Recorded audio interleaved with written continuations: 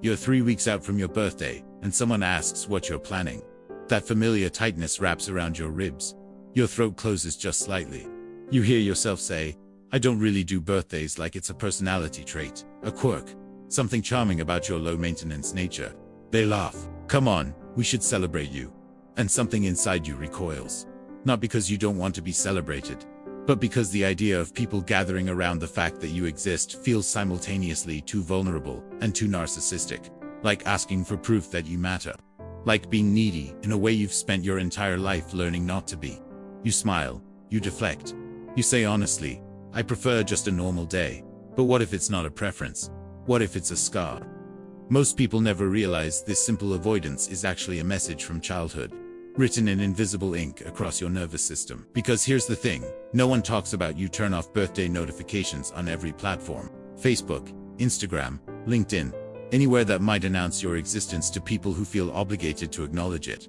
When someone remembers anyway, you feel this weird mix of touched and trapped, seen and exposed.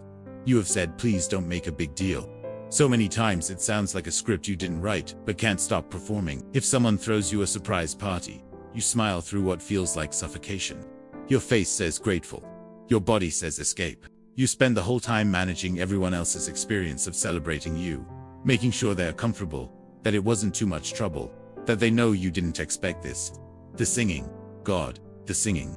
When people gather around with that cake and those voices and all that attention aimed directly at you, you want to dissolve. You make it a joke. You redirect. You cut them off halfway through with a laugh that sounds easier than it feels.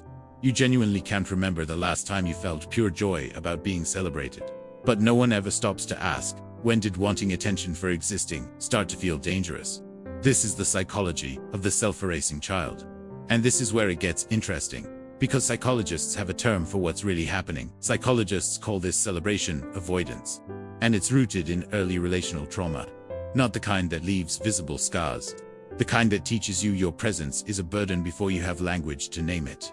Your developing brain made a calculation somewhere between age 3 and 10. Being seen equals being a burden. Visibility equals danger. Needing anything, even acknowledgement of your existence, creates problems for people you depend on. Research shows that children who learn to minimize their needs develop hypervigilance around taking up space. The nervous system literally codes attention as threat. When all eyes turn to you, your amygdala doesn't register celebration.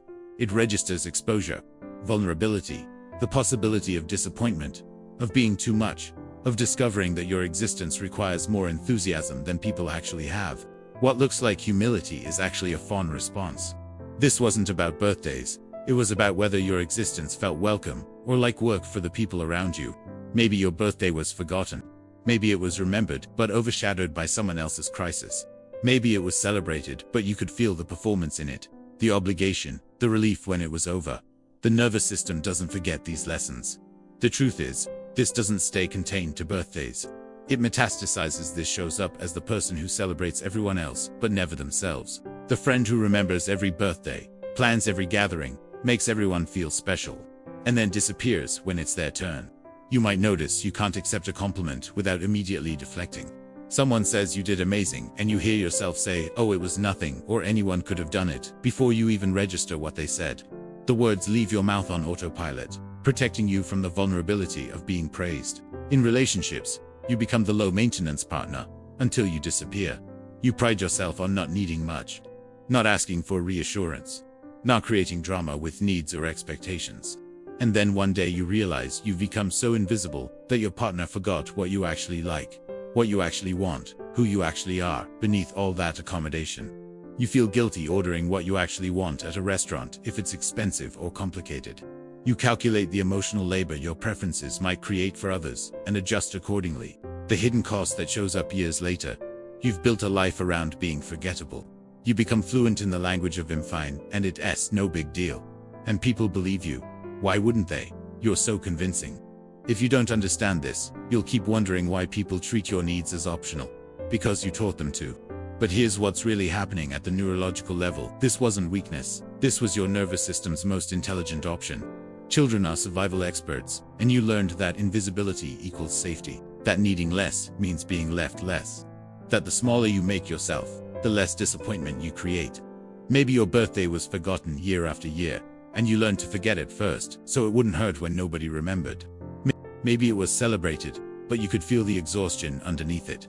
Your mother's stress, your father's impatience, the unspoken message that this was one more thing they had to do. Maybe celebrating you meant disappointing someone more important. Maybe your day always got overshadowed. Maybe you learned that your joy created someone else's inconvenience. What psychologists know, but rarely share. Self-erasure is a love language for the unloved child. You learned to make yourself small so others could stay comfortable. You learned that your needs had sharp edges that cut the people you depended on. So you sanded yourself down. This wasn't a personality flaw developing. This was a brilliant, adaptive response to an environment where visibility carried consequences your developing brain couldn't afford. And maybe that's the real tragedy. Because here's what they don't understand, but here's what they don't understand about you. Your self-erasure was never about low self-worth. It was about high threat perception. Your brain wasn't broken. It was reading the room with devastating accuracy and adjusting your behavior to survive it. The same skill that makes birthdays hard makes you extraordinary at holding space for others. You can read a room's emotional temperature in seconds.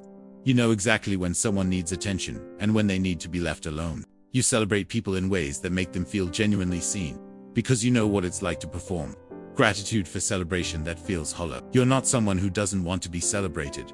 You're someone who never learned it was safe. There's a difference. That capacity you have to attune to everyone else's needs.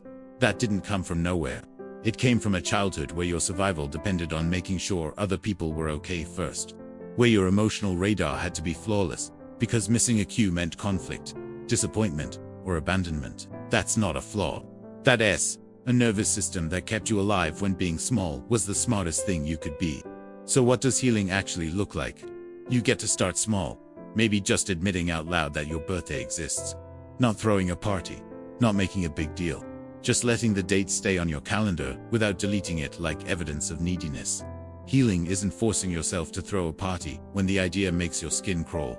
It's letting yourself want one without shame. It's noticing the desire underneath the defense and not immediately killing it with logic about how birthdays are. Just commercialized nonsense anyway. Practice receiving just once. Say thank you without immediately returning the gesture, or deflecting with humor, or minimizing what they gave you. Let the gift land. Let yourself be on the receiving end of care, without turning it into a transaction. You have to balance. The work is teaching your nervous system. Visibility doesn't mean danger anymore. You're not that child managing adults' emotions to stay safe. You're an adult who gets to take up space without justifying it. It's not too late to reclaim the day you arrived. Even quietly. Even just for you. Because here's the truth. They never told you you're not broken. You're someone whose celebration was taken before you could claim it. Your existence was never the problem. The absence of witness was. You were always worth the song, even when no one sang it. You were always worth marking, remembering, gathering around.